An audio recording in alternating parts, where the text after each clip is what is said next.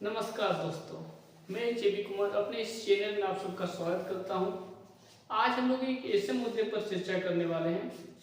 एक सच बताएं तो आपको आज बहुत ही अचंभा लगेगा और बहुत सारे तथ्यों के आधार पर इसको हम आज एनालिसिस करने वाले हैं, चर्चा करने वाले हैं। और ये सच में थोड़ा सा डिफिकल्ट विषय है, इस तरफ मैं ध्यान नहीं ले जाना चाहता, लेकिन कल परसों मैंने 3-4 दिन के रिसर्च में इस डेटा को एनालिसिस किया और एनालिसिस करने के बाद मुझे लगा कि मुझे इस पर चर्चा करना चाहिए ताकि मुझे पब्लिक का भी राय मिल सके।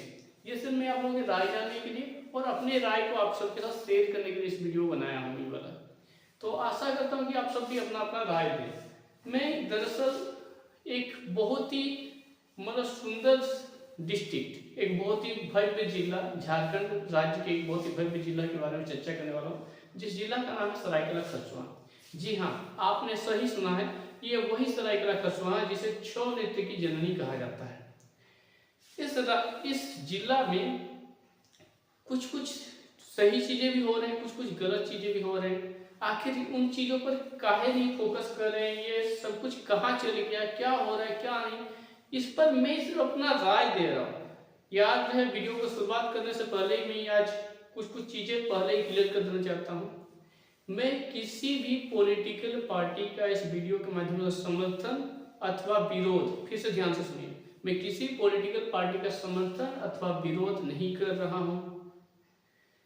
इस वीडियो के माध्यम से बस मैं इतना बताना चाहता हूं कि सरायकेला की जनता में कुछ ऐसे भी दुख हैं जिसको छिपाया जा रहा है, हिडन रखा जा रहा है और इन दुखों को उजागर नहीं किया जा रहा है। कहीं पर हड़ताल हो रहा है, कहीं पर क्या हो रहा है, किसी को कुछ पता भी नहीं है। आज इस पर ही चर्चा करेंगे कि क्या है माजरा।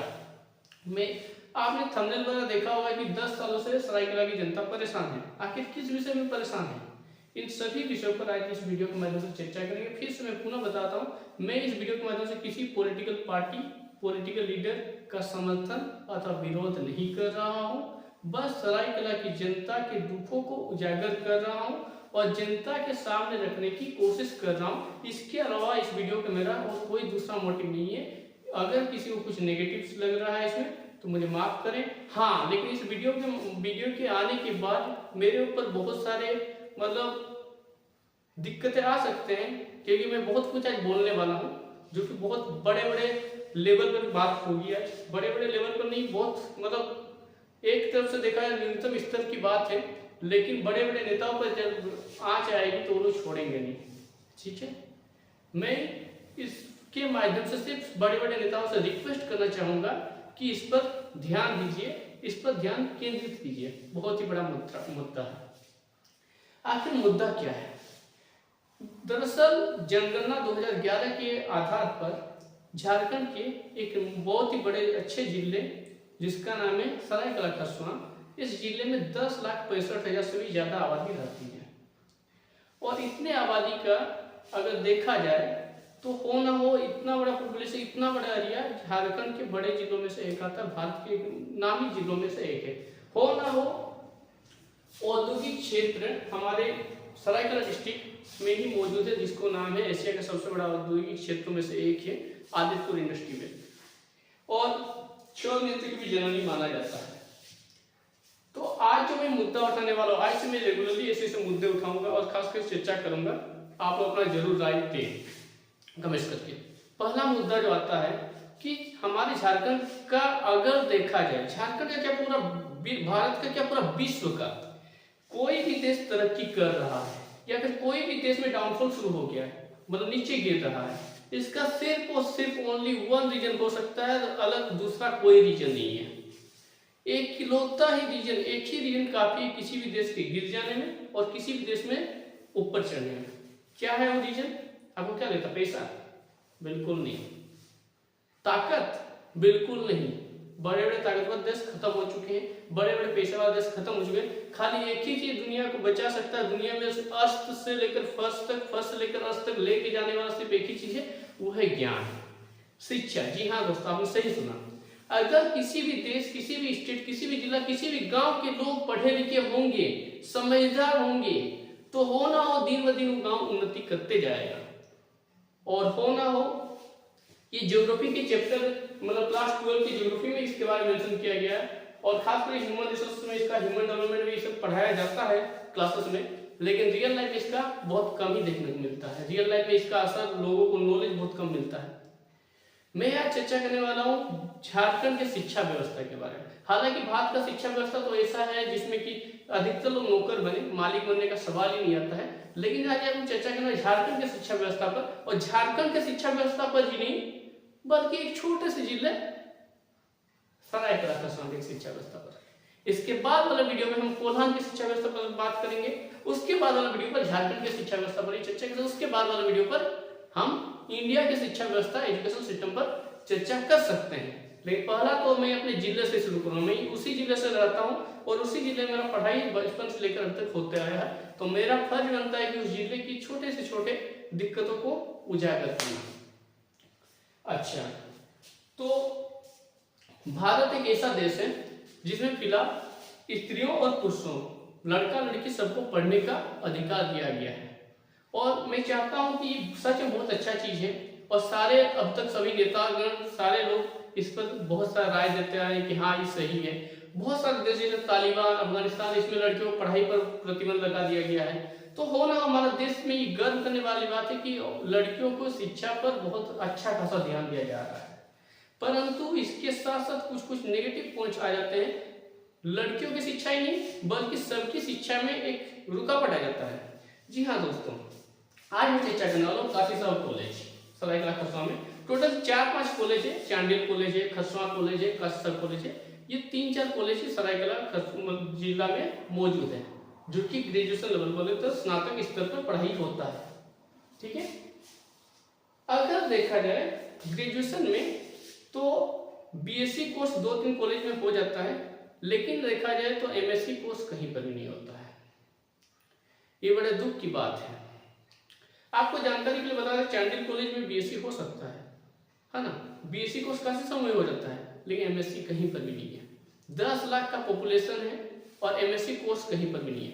पिछले 8-10 सालों से बहुत सारे नेता, मैं मानता हूँ सरायकेला डिस्ट्रिक्ट इकलौता ऐसा डिस्ट्रिक्ट है जिसमें से 2 चीफ मिनिस्टर बने हैं।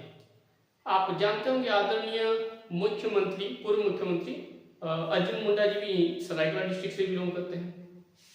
आदरणीय मुख्यमंत्री चंपा सोरेन जी भी इसी डिस्ट्रिक्ट से मौजूद हैं, इसी डिस्ट्रिक्ट से बिलोंग करते हैं। और हो ना हो केंद्रीय मंत्री भी रह चुके हैं अर्जुन मुंडा, और बहुत सारे बड़े बड़े नेता, अभिनेता सब के सब आए हुए हैं। ठीक है, लोक नेता। परंतु सरायकेला डिस्ट्रिक्ट का क्या है, वो तो वहीं पर है ना, उसको तो आगे बढ़ते हुए नहीं देखा गया।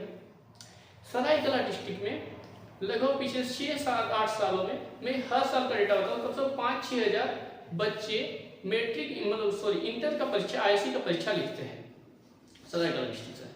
और मैं जिस कॉलेज में पढ़ रहा था, मेरा ग्रेजुएशन कंप्लीट हुआ था 2022 में, सन 2022 में मेरा ग्रेजुएशन हुआ। उस सेशन में लगभग 800 बच्चे हमारे कॉलेज से साइंस में बीएससी किए थे। 700-800 बच्चे बीएससी किए। हर साल काशी साहब कॉलेज से 700-800 बच्चे बीएससी करते हैं। चांडिल कॉलेज और आसपास कॉलेज मिलाकर पूरा सरायकेला डिस्ट्रिक्ट में लगभग 1500 से 2000 बच्चे बीएससी ग्रेजुएशन साइंस से करते हैं। बहुत सारे स्ट्रीम में, हालांकि आज का पढ़ाई लगभग ठीक ठाक ही जा रहा है। कुछ जैसे ज्योग्राफी जैसे सब्जेक्ट में वहां पर कोर्स का अप्रूवल नहीं मिला है। लेकिन अगर साइंस की पढ़ाई की बात करें तो स्नातक स्तर के बाद पूरा डिस्ट्रिक्ट में कहीं पर भी एमएससी का पढ़ाई नहीं होता है। अब मैं पूछता हूं, क्या करे सरायकेला की मेरी बहनें सब? कुछ बहनें मेरे से ऊपर क्लास में थी, कुछ बहनें मेरे साथ पढ़ रही थी, कुछ बहनें मेरे से डाउन क्लास में पढ़ रही हैं। मैं जानकारी के लिए बता रहा हूँ पूरे तथ्यों के आधार पर। सरायकेला का लिटरेसी रेट हम बताते हैं, झारखंड पूरे ऑल ओवर इंडिया में 32वें नंबर पर एजुकेशन के मामले में आता है।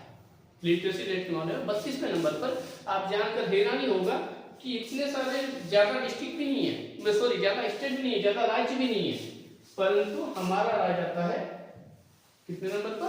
32वें नंबर पर। लिटरेसी रेट यहाँ पर मिल जाएगा।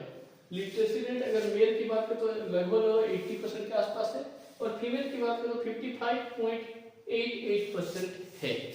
इतने परसेंट लोग पढ़ पाते हैं, आखिर इतना कम क्यों? 55%। मैं चाहता हूँ, हर कोई चाहता है अपने डिस्ट्रिक्ट का नाम और ऊंचा हो, और ऊंचा हो, और ऊंचा हो। आखिर हमारे डिस्ट्रिक्ट की बात करो 55 पॉइंट मतलब तो ऑलमोस्ट 56% लड़कियां ही पढ़ी लिखी मानी जाती हैं। अब मैं अपने स्तर की बात करें तो ग्रेजुएशन हम लोग साथ में किए, मेरे बेचमेंट्स की बात करें बहुत सारे लड़की पढ़ते बहुत सारे लड़के पढ़ते, ऐसा नहीं कि लड़कियों को ही ध्यान दिया जाए लड़कों को अनाथ छोड़ दिया जाए। अगर लड़कों की भी बात करें तो लड़कों का स्थिति बताते हैं।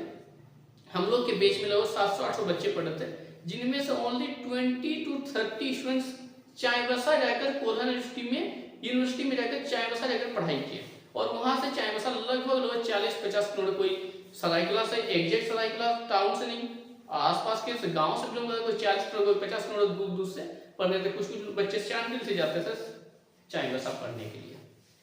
उसके बाद बताते हैं लड़कियों की बात करें, लड़कियों की कंपेयर करें तो 2 या फिर 3 ही लड़की हैं जो कि सरायकला से जाकर के, हम लोग के 2022 वाले सेशन की बात करें 2 या फिर 3 ही बच्चे थे जो कि आपके चाईबासा में जाकर पढ़ाई किए, और 20-30 बच्चे आ जाते हैं जमशेदपुर। बाकी सारे बच्चे 700-800 बच्चे हर साल बीएससी करते हैं, एमएससी का पढ़ाई क्यों नहीं कर पा रहे?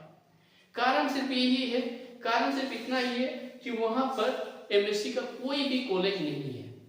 आज तक पिछले 7-8 सालों से हर साल आंदोलन करते आ रहे हैं। पिछले साल मैंने देखा था 10 दिन तक भूख आमरण अनशन किया गया। उससे पहले साल हम लोग खुद आंदोलन की कोल्हान यूनिवर्सिटी में छात्रों ने जाकर के घेराव किया था, निवेदन किया था कि कृपा करके हमको एमएससी का पढ़ाई दीजिए। यूनिवर्सिटी के द्वारा बताया गया कि आपके कॉलेज के अगर सारा मैनेजमेंट व्यवस्था सुव्यवस्थित ढंग से है तो आपको अथॉरिटी दे दिया जाएगा। मैं ऐसा सारे नेताओं का ये रिस्पेक्ट नहीं करना चाहता, बहुत सारे नेतागण भी आए हैं उसको एमएससी कॉलेज बनाने के लिए, मतलब मास्टर्स लेवल का साइंस पढ़ाई हो, इसके चलते बहुत सारे नेतागण भी आए हैं। मैं इसका मतलब इसको अनदेखा नहीं कर सकता, परंतु क्यों उसको एमएससी कोर्स आज तक नहीं मिला? मैं बताता हूं 2000 आसपास बच्चे हैं जो कि वहां से पढ़ाई करते हैं, और सिर्फ एक ही कारण उनका पढ़ाई छोड़ने का कि बाकी सारे कॉलेजेस वहां से बहुत ज्यादा दूर है जहां पर एमएससी करने जाए, 40 किलोमीटर 50 किलोमीटर दूर पड़ जाता है। सेकेंड केस सरायकला एरिया की बात करें तो बहुत से ऐसे मेरे बहने हैं, बहुत से ऐसे मेरे भाई हैं जो कि गरीब परिवार से बिलोंग करते हैं। आखिर गरीब परिवार से करे तो करे क्या? पहली बात तो दूसरी जगह एडमिशन ले लिया तो उसको रूम लेकर वहां पर रहना पड़ेगा, हॉस्टल वगैरह का व्यवस्था है कि नहीं है, जनरल ओबीसी कास्ट तो भी नहीं है। कुछ आदिवासी भाई लोग रह के पढ़ाई कर लेते नहीं, उनको ये हॉस्टल का सुविधा नहीं के बराबर मिलता है। अगर मान लेते बाहर जाके पढ़ाई करेंगे, एक तो रहने खाने उधर उल्टा खर्चा, अगर मान लेते कोई आना जाना करता है तो बस का किराया भर भर के परेशान।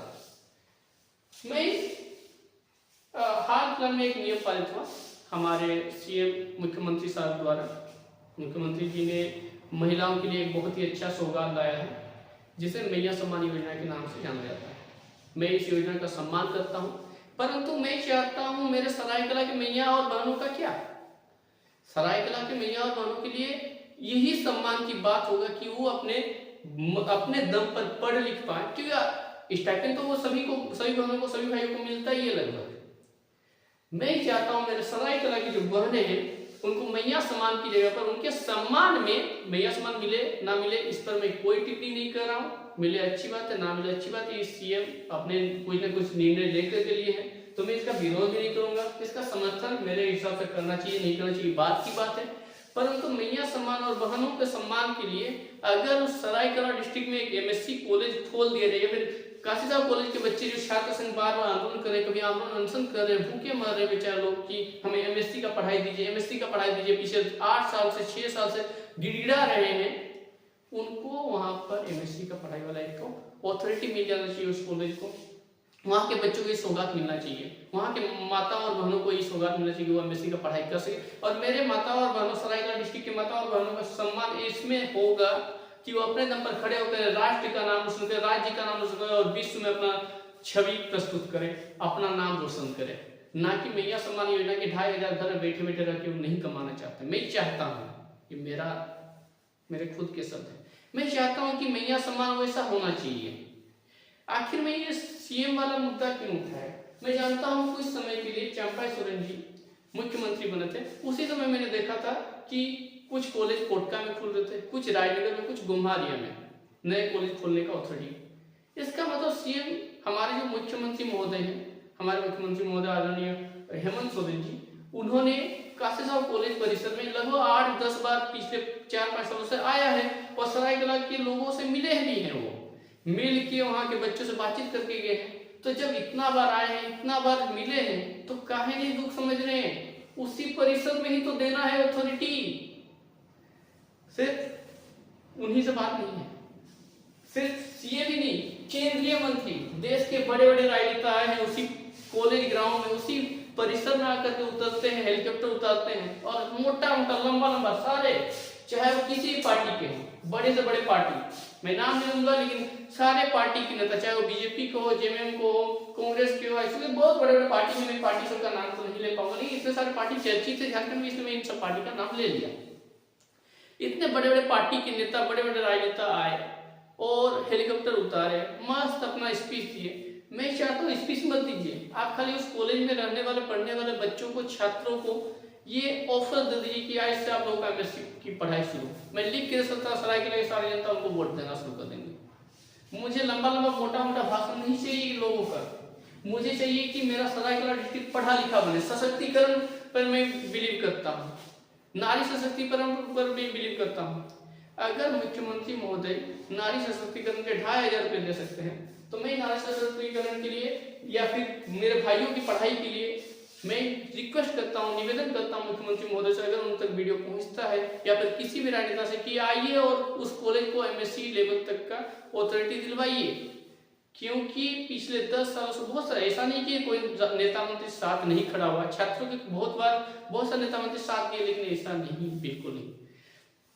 साथ ही साथ मैं एक और रिक्वेस्ट करता हूँ सारे नेताओं से, मैं किसी पॉलिटिकल पार्टी का पहले बोल रहा हूँ समर्थन या फिर विरोध नहीं कर रहा हूँ, मैं साथ ही साथ झारखंड के सभी नेता मंत्री जो नए नए स्कीम, नए नए मतलब प्रणाली लागू कर रहे हैं, बहुत अच्छी बात है। मुझे खुशी हो रहा है कि झारखंड की प्रगति, कोई भी पॉलिटिकल पार्टी झारखंड का विनाश नहीं चाहेगा या फिर देश का विनाश नहीं चाहे, सारे के सारे झारखंड की उन्नति के बारे में चर्चा कर रहे हैं। तो मेरा एक निवेदन है, अगर आप तक मेरा आवाज पहुंचे तो एक ही निवेदन है, जितने भी सरकारी स्कूल, ध्यान दीजिए प्राइवेट स्कूल या फिर प्राइवेट कॉलेज की बात नहीं कर, जितने भी सरकारी स्कूल में पढ़ने वाले मेरे बहनें हैं, मेरे भाई सब हैं, मेरे सहपाठी सब हैं, जो कि 40 किलोमीटर 80 किलोमीटर दूर जा जाकर पढ़ाई करते हैं। मैं बताता हूँ, मेरा कुछ खुद का एक बेसमेंट है जो कि 220 किलोमीटर दूर से कॉलेज करने आता है। मेरा एक दोस्त है जो कि 160 किलोमीटर दूर से पढ़ने आता है। मैं ये सुना था कुछ दिन पहले, अभी भी चर्चा में है, कि दिल्ली के मुख्यमंत्री ने वहां पे सभी माताओं को बस सर्विस फ्री कर दिया है। होना एक बहुत अच्छा कदम था। मैं ये नहीं चाहता हूं कि ये झारखंड में आए ना, इस पर मैं कोई टिप्पणी नहीं दे रहा हूं, लेकिन मैं इतना चाहता हूं, अगर कोई बच्चा यूनिफॉर्म पहन के आईडी कार्ड के साथ खड़ा है, तो कोई बस उसको खारिज करके ना भागे, सारे बस उसको उठाएं और उससे कोई फी चार्ज ना किया जाए, क्योंकि मेरे बहनों का पढ़ाई उसी में रुक रहा है। सरायकेला से हर साल बोले कि 800 बच्चे पढ़ के निकलते, ग्रेजुएशन करते, नहीं मास्टर्स नहीं करते, क्योंकि 40 किलोमीटर 80 किलोमीटर दूर बस से ट्रेवल करना, साइकिल से तो जा नहीं सकते, बस से ट्रेवल करने जाएंगे तो भाड़ा खर्चा है, अलग खर्चा है। तो इन सारे दिक्कतों को देखते हुए मैं चाहता हूँ कि झारखंड, ऑल ओवर झारखंड में कोई भी बस वाला या फिर गाड़ी वाला स्टूडेंट से पैसा ना ले। अगर ऐसा नियम ला सकते हैं तो बहुत मेहरबानी हुई, स्टूडेंट्स के लिए सबसे बड़ा वरदान रहेगा। हाँ, एक निवेदन और है कि इसमें कोई कास्टिज्म नहीं देखना चाहिए, हो सके तो ये कर दीजिए, क्योंकि सारे छात्रों को आगे बढ़ाना आपका कर्तव्य है, और हो सके तो स्टाइपेंड वगैरह देने, इसको उसको ये वो चले, कोई दिक्कत नहीं, लेकिन सभी छात्रों को पढ़ने के लिए बस का फैसिलिटी, मैं ये नहीं चाहता हूँ कि सारे स्कूल बस चलाए, सारे कॉलेज बस चलाए, लेकिन बस तो चले। क्योंकि जापान का एक कहानी मैंने हाल फिलहाल में पढ़ा था, एक बच्ची थी और एक रेलवे स्टेशन में वो अकेले चलती थी। रेल मंत्रालय ने जापान का उस स्टेशन को बंद करने का घोषणा कर दिया। बाद में पता चला वो इकलौती बच्ची ही उस स्टेशन से चलती है, और पूरा इंक्वायरी करने के बाद पता चला कि वो एक छात्रा है। तो जापान गवर्नमेंट ने क्या किया, उसके पढ़ाई जब तक करना चाहती है बोला गया कि करने दो, तब तक ट्रेन का स्टेशन वहां पर रुकेगा, ट्रेन भी रुकेगा और ट्रेन स्टेशन बना रहेगा। उस लड़की के लिए वो स्टेशन बना, जब तक लड़की पढ़ाई की तब तक उस लड़की के लिए वो सुविधा दिया गया।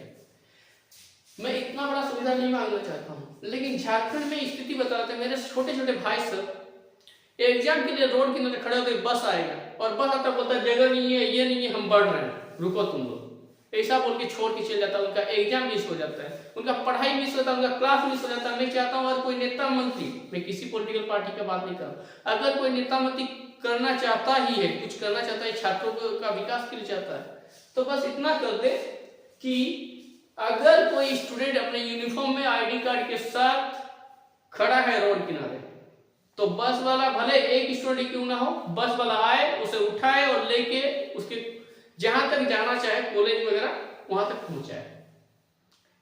मेरा निवेदन बस इतना ही है कि सरायकला खरसावां जिले में एक एमएससी का पढ़ाई होने वाला कोई कॉलेज होना चाहिए।